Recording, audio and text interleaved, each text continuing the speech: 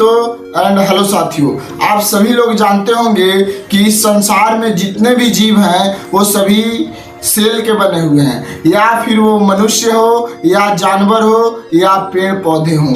लेकिन इस चीज़ को आप नहीं जानते होंगे कि आखिर जो सेल जो कोशिका जो है वो किससे बना हुआ है। तो कोशिका एक खास द्रव से बनी होती है जिसे हम लोग जीव द्रव कहते हैं और इसे प्रोटोप्लाज्मा भी कहा जाता है। ये जो है ये जीवन के लिए अत्यंत जिम्मेदार है।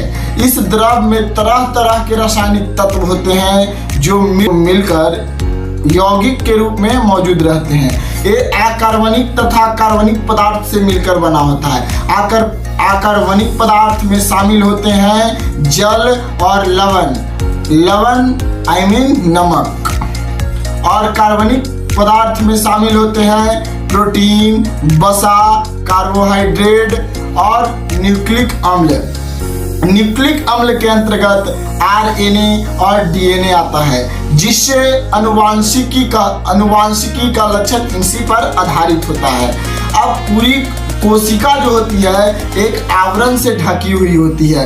उस आवरण को हम लोग कोशिका झिल्ली कहते हैं। इस झिल्ली छिद्र युक्त होती है और इसमें से जरूरी पदार्थ अंदर और बाहर आते जाते रहती है।